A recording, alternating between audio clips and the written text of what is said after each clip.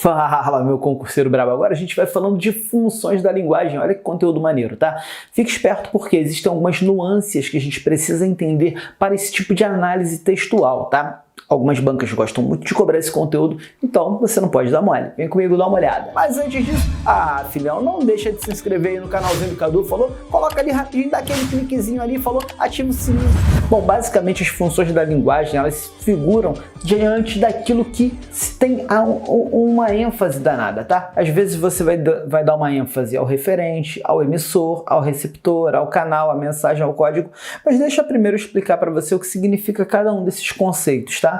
Quando se fala sobre referente, basicamente a gente está dando ideia para aquilo que está sendo informado. Repare que quando você começa a informar alguma coisa, você vai falar sobre um determinado fator. Por exemplo, haverá uma festa amanhã na segunda rua ali à esquerda. Ao falar que haverá uma festa amanhã na segunda rua à esquerda, repare que eu não estou preocupado com a rua, com o lugar, com nada disso. Eu estou preocupado em falar sobre a festa. E aí eu vou falar, haverá uma festa amanhã em que as pessoas poderão ir trajadas com roupa de gala, mas também poderá ser usada a estrutura de esporte fino. Você vai perceber que eu estou falando aqui basicamente sobre coisas da festa. Então a minha preocupação aqui é o referente. O que é o referente? Aquilo sobre o que eu estou falando. Então a gente vai trabalhar isso aqui e quando houver ênfase no referente, a gente vai visualizar que a ideia vai ser a função referencial. Por isso que textos jornalísticos usam esse tipo de estrutura direto. Daqui a pouco a gente vai falar de uma maneira mais aprofundada. Então, referente, basicamente, é o elemento sobre o qual você está falando, tá bem? Quando eu falo, por exemplo, do emissor, neste momento sou eu, aquele que está passando a mensagem. Muita gente também chama de locutor. E você vai perceber que quando você tem a ênfase no emissor, seus sentimentos, tá? Seus pensamentos, aquilo que eu estou falando, basicamente, é apresentado ali em folhas, tá? No texto, em folhas, no texto, hoje em dia, né? Pode ser até por mensagem e tal. Mas olha, aquilo que se tem no texto, se é o meu sentimento, caramba, cara, eu tô trabalhando ênfase no emissor da mensagem, tá? Normalmente isso aqui vai estar em primeira pessoa. Por quê? Eu quero basicamente demonstrar aquilo que eu estou sentindo. E essa ideia basicamente é chamada de função emotiva, porque você está apresentando as suas emoções. Está se expressando, né? A gente vai visualizar que além de função emotiva, a gente também poderá chamar de função expressiva, tá legal? Agora, se a ênfase for dada no receptor, aquele que vai receber a mensagem, tá? Aí a gente passa a ter uma ideia de função conativa. Também é chamada de função apelativa. Normalmente a gente utiliza quando querendo convencer a pessoa que está ouvindo, querendo convencer o leitor ou querendo convencer esse receptor de alguma coisa. Você vai ver que textos jornalísticos, textos de publicidade, aliás, trabalham isso direto, né? Então, tinha até uma propaganda que falava beba Coca-Cola, né? Basicamente a ideia era dar ordem para o cara para que ele fosse convencido daquilo que você está falando ali. Então a ideia do receptor, então voltando, referente é a mensagem, é sobre aquele ponto que a gente está falando, tá? Sobre uma ideia, sobre uma história, alguma coisa sobre o qual a gente está falando, tá? Aquilo sobre o que a gente está se referindo. Emissor é o meu sentimento. Receptor é aquela pessoa que recebe a mensagem, tentando convencer essa pessoa de alguma coisa.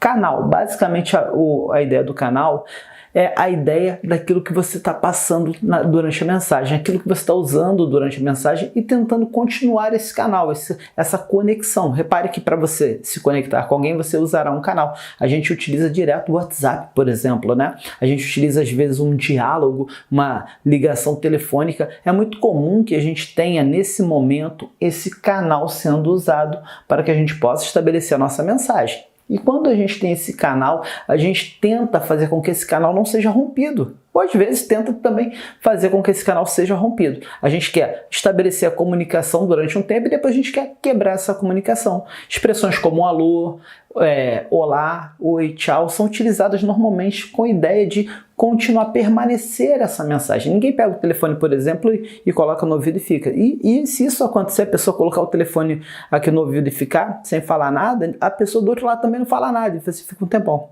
Aí daqui a pouco, alô? Tem alguém aí? Você já deve ter passado por isso, né? É igual quando casalzinho de namorado, né? Tá? Desliga você. Aí daqui a pouco uma pessoa fica quieta, né? Aí outra pessoa também fica quieta. Você ainda tá aí? Você vai perceber que a ideia ali é não acabar com esse canal, né? Aliás, a ideia era acabar com o canal, mas não estão conseguindo, não querem terminar, tá? Não querem finalizar esse canal. É muito comum que a gente utilize expressões como oi, olá, aham, expressões até mesmo de interjeições para manter esse canal em comunicação, ou às vezes para finalizar, tá bom? Tchau, e a gente finaliza esse canal. Essa é a ideia, tá? Quando o seu texto vem focando essas expressões, a gente diz que é a tal da função fática, tá? Aquela que tenta continuar o comunicado ou finalizar o comunicado. A gente vai falar já disso aqui. Agora, se a ênfase não for no referente emissor, mas for uma ênfase na mensagem, aí é a tal da função poética. Repare que, às vezes, o texto da função poética ali, ele não está querendo demonstrar basicamente o sentimento do autor, ele está querendo mostrar toda uma ideia poética de rimas, de estruturas de um verso com outro verso. Então, quando a ideia é simplesmente aquela mensagem, né, mostrar uma mensagem colocada ali coesa, bonita, sabe, sem expressar sentimentos, também não está se preocupando sobre informar alguma coisa. A ideia não é informação, a ideia é simplesmente apresentar uma ideia estruturada, com uma estrutura bonitinha, certinha, como é o caso dos sonetos, por exemplo, né, em que você tem 2 tercetos e 2 quartetos, aquela estrutura mesmo. Quando a preocupação é com a mensagem, com a estrutura da mensagem, a gente basicamente tem a tal da função poética. E a diferença, às vezes, entre a função emotiva e a função poética é o fato de você ter o texto ali, né, uma poesia, por exemplo, em primeira pessoa, para ser a ideia emotiva, e às vezes uma poesia que não está em primeira pessoa, não demonstra os sentimentos do autor diretamente, tá? Do emissor diretamente. Demonstra sentimentos até de outras pessoas, tá legal, tá bonito, mas isso é meramente uma função poética, tá? Cuidado para não confundir a emotiva com a poética, a gente vai falar mais sobre isso, tá bem? E a gente ainda pode ter basicamente a ênfase estabelecida no código. Cadê o que é o código? Código basicamente é o elemento que você utilizou para estabelecer a comunicação. Às vezes uma carta, às vezes uma canção, né? Uma música propriamente, às vezes um poema como um todo. Você vai perceber que a ideia da ênfase no código, basicamente é quando você está falando do código usando o próprio código ali. Ou seja, você escreve uma carta dizendo que está escrevendo uma carta, escreve um poema dizendo que está escrevendo um poema. Quando você faz referência ao próprio código no meio do seu texto, né? Você utilizou um código, por exemplo, usou uma carta. O código ali é a carta. Código da língua portuguesa, carta, e você no meio do seu texto começa a falar da própria carta. Escreva aqui uma carta, pronto. Escreveu carta falando da carta, pronto. Você está dando ênfase no código estabelecido ali, tá? No instrumento estabelecido para aquela comunicação. E basicamente isso é o que a gente chama de função metalinguística, tá? Você vai visualizar que metalinguagem é você fazer referência ao próprio código que está sendo utilizado ali. Por exemplo, quando você canta uma canção dizendo que vai cantar uma canção. Quando você está no cinema, por exemplo, e o cara faz um filme dizendo como se fosse como se faz um filme. Tem até um filme do cachorrinho, eu esqueci o nome, que é um cachorrinho que ele é muito rápido e tal, e durante todo o filme, aquele cachorrinho, um cachorrinho branquinho, tem até um raio no cachorrinho, eu esqueci agora o nome daquele filme. Durante todo o filme, eles vão falando sobre criar um filme. É um filme sobre filme. Olha que legal. Quando você tem um filme falando de filme, basicamente você tem essa ideia, que é a tal da ideia metalinguística, tá? Metalinguagem, quando você fala do canal dentro do próprio canal. Olha só que legal, tá? Então, basicamente, aqui, por exemplo, isso aqui é uma aula. E quando eu falo de aula dizendo que, olha, esta aula aqui tem a ideia de passar um comunicado. Repare que é uma aula e eu estou falando sobre a própria aula aqui dentro. Isso já é uma metalinguagem. Beleza? Tranquilo? Agora vamos fazer o seguinte, vamos aprofundar aqui, falar sobre observações de cada uma delas agora. Vem comigo dar uma olhada. Quando eu falo aqui, ó, pra gente começar já, eu vou começar com a função conativa, porque, Cadu, por que você não segue a sequenciazinha? Porque eu gosto muito da conativa, eu acho que a conativa é muito maneira. Aqui, ó.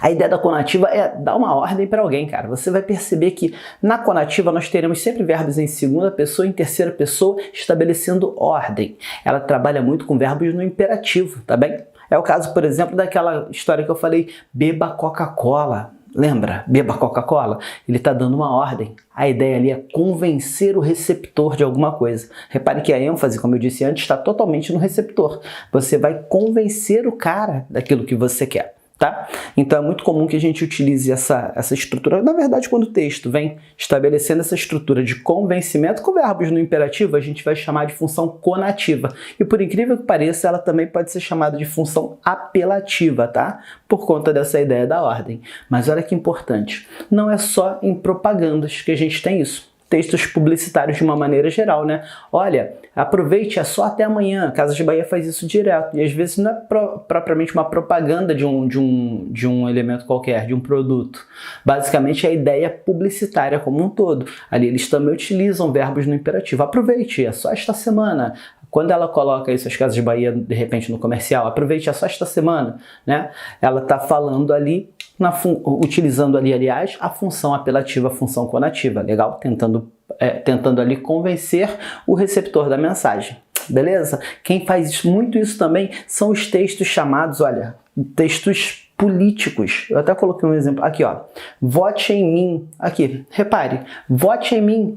Tá? Normalmente quando você tem propaganda política, tem aquele período que tem aquelas propagandas políticas. Cara, o que mais você vê é as pessoas utilizando aqui, olha, a ideia da função conativa. O cara fala assim, vote em mim porque sendo eleito eu vou fazer isso. Tiririca, certa vez, né, falou assim, olha, você sabe o que um deputado faz? Eu também não, mas vote em mim porque se eu for eleito eu vou te contar o que eles fazem lá. Repare que ali era a ideia da função conativa. Ele falava, olha, vote em mim porque se eu for eleito eu vou demonstrar para você o que acontece lá. Basicamente, ele está usando a função conativa, a função apelativa, buscando realmente, né, convencer o receptor da mensagem. Então nós temos como exemplos, olha, o objetivo principal é convencer o leitor, como eu já disse, né?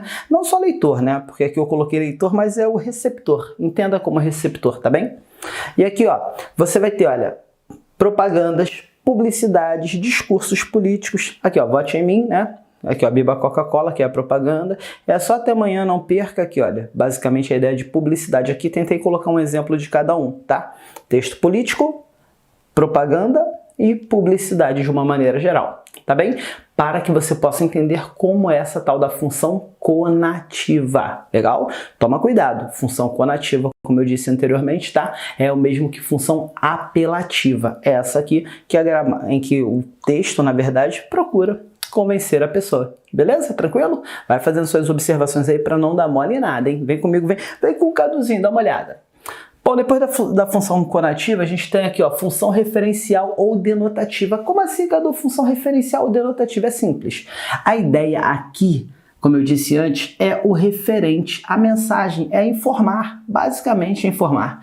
Isso aqui, normalmente em textos, vem citando, assim, provas, aliás, vem citando função referencial e às vezes vem falando função denotativa. Olha que legal. Função denotativa, você sabe, denotação é aquilo que explica exatamente a ideia real da palavra, não é aquele sentido figurado, você sabe. Conotação, sentido figurado. Denotação é sentido real mesmo. Tá bom? E aqui, ó, além de função referencial e denotativa, é possível que você ainda encontre em um texto ou em uma questão ou outra por aí pela internet, falando, olha, função informativa. Beleza? Tá legal?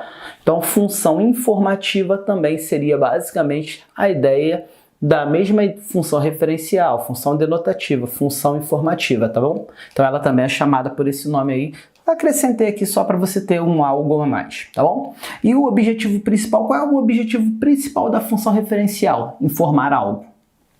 Você vai perceber que a ideia aqui não está se preocupando se o texto vai estar bonitinho, se eu vou ter a contagem de rimas poéticas, nada disso. A ideia aqui é passar uma mensagem, fazer uma informação.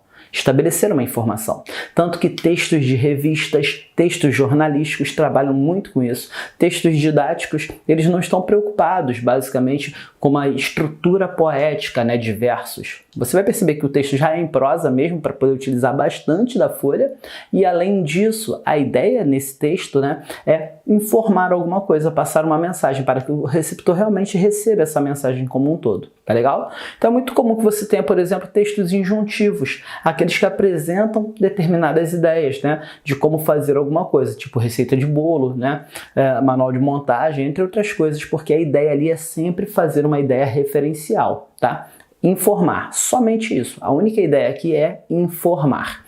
Então, olha, materiais didáticos, textos jornalísticos e científicos de uma maneira geral, tá? Textos científicos também trabalham com isso. Aqui eu coloquei um exemplo aqui, ó, jornal direto, ó. Desde o início do ano, a economia vem sofrendo fortes impactos e as previsões para o mês de abril são ainda piores, né? Eu estava lendo esses dias, né? E estava falando ali sobre o mês de abril, não sei em que momento você está assistindo a este vídeo, né? Mas nós estamos em março e eu achei bem legal comentar, porque assim, o texto falava sobre previsões do mês de abril, olha que maneiro. Então visualiza, ó, desde o início do ano a economia vem sofrendo fortes impactos e as previsões são para o mês de abril. Aqui, ó, e as previsões para o mês de abril são ainda piores. Você vai perceber que a ideia aqui não é demonstrar sentimento, tá vendo? Olha, não é mostrar uma ideia poética aqui, basicamente informar o problema da economia, tá vendo?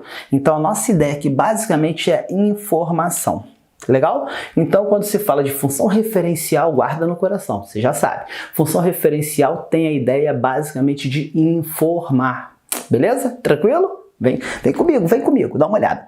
Função emotiva, o que é a função emotiva? Como o próprio nome já diz, emoção. Como assim, Caduzinho, emoção? Ai, Caduzinho, calma. Função emotiva, ela normalmente se apresenta em primeira pessoa, tá? Aliás, ela normalmente não, perdão. Ela obrigatoriamente vai ter que se apresentar em primeira pessoa. Ela tem que demonstrar, tá? Tem que expressar aquilo que o autor está sentindo, aquilo que o emissor está sentindo. Eu só posso ter função emotiva se eu tiver estruturas ali de sentimentos em primeira pessoa, porque eu preciso aqui, olha, demonstrar realmente, tenho que expressar os meus sentimentos enquanto emissor de uma mensagem, tá? Então é muito comum que você encontre aqui, olha, transmitir transmitir emissões foi horrível, né? Você ouviu o Caduzinho falando transmitir emoções do emissor, tá? Emoções do emissor. Basicamente, olha, bilhete carinhoso. Quando você deixa aquela... Você já deixou o bilhete carinhoso pro NEM, pra NEM? Já deixou aquele bilhetezinho? Meu amor, eu espero que você tenha um dia fantástico hoje e que as coisas ocorram todas. Cadu, mas aí eu tô falando da pessoa. Não. Você falou assim, ó, eu espero que... Eu quero que, desejo que, você já está mostrando a sua emoção, o seu sentimento ali. Ainda que você deseje um dia excelente para outra pessoa, mas você já está deixando esse bilhete carinhoso em primeira pessoa, mostrando aquilo que você sente. Legal? Então isso já é uma ideia basicamente expressiva, você está expressando seu sentimento, tá? É muito comum que a gente tenha bilhetes, tá? Bilhete carinhoso, até mesmo uma mensagem de WhatsApp, pode ser um texto, tá? Emotivo, quando você começa a declamar seus sentimentos ali pela pessoa, tá bom? Então, olha, poemas, de uma maneira geral, a gente tem, tá? Desde que sejam em primeira pessoa, muito importante isso, tá bom? Para mostrar, para expressar os sentimentos. Músicas, puxa vida, quantas e quantas músicas não colocam lá em primeira pessoa, né? Ó, eu te amo como nunca amei ninguém, eu te quero como nunca quis um dia alguém, tu mudaste a minha história, como a gente falou lá em... Né? A gente vai falando aí em várias matérias, né? A gente vai sempre comentando esse tipo de estrutura, músicas e tal. Então você vai visualizar que aqui basicamente a gente tem a ideia de expressões de sentimentos. Olha esse texto do Drummond aqui, ó.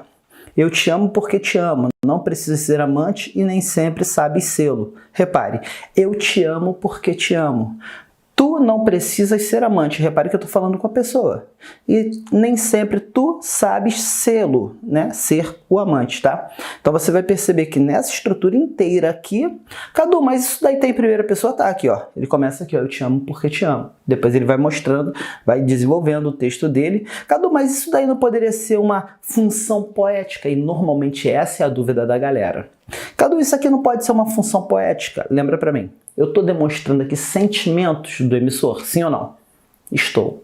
Então, se a minha intenção aqui é demonstrar os meus sentimentos enquanto emissor, essa função não é poética, tá? Essa função realmente é a tal da função emotiva ou expressiva. Toma cuidado para não confundir função emotiva ou expressiva com a tal da função poética, tá? Mas quase sempre a diferença é que aqui você vai ter um texto em primeira pessoa, mas não é qualquer coisa em primeira pessoa, não. Tem gente que às vezes pega um fragmento lá, viu um eu ali, pronto, aqui, ó.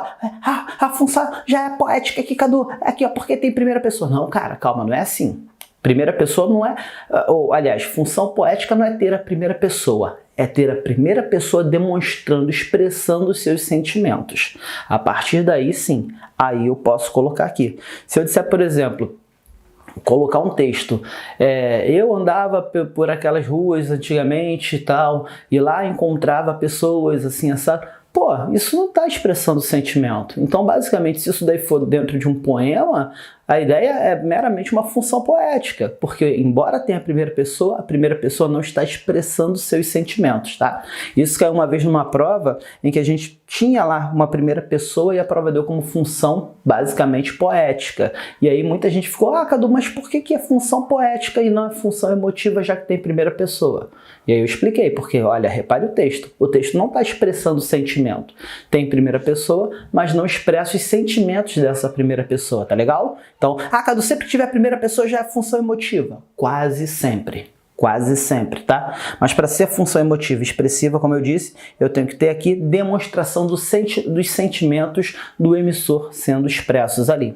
Legal? Show de bola? Tá? Como é o caso aqui do poema aqui de Drummond. Eu te amo porque te amo, não precisa ser amante, nem sempre sabe ser. E ele expressa o sentimento dele ali, dizendo que ele ama sim. Legal? Então olha que legal, nós batemos já 3 aqui, ó. Função referencial, função emotiva e função conativa. Legal? Vamos falar agora de função fática. Poética a gente já deu uma pincelada aqui, né? E função metalinguística também, pra gente poder finalizar esse conteúdo. Belezão? Tranquilo? Vamos lá? Tá? E aí eu vou deixar ainda uma... não é a coisa mais fácil do mundo, tá? Conseguir questões de funções da linguagem não, mas eu consegui algumas questões aí, vou deixar pra você, pra ficar filé, pra ficar bom pra caramba. Falou? Beleza? Então vamos lá? Vamos pegar o restante agora. Vem comigo, rapidinho, vem comigo! Vem comigo!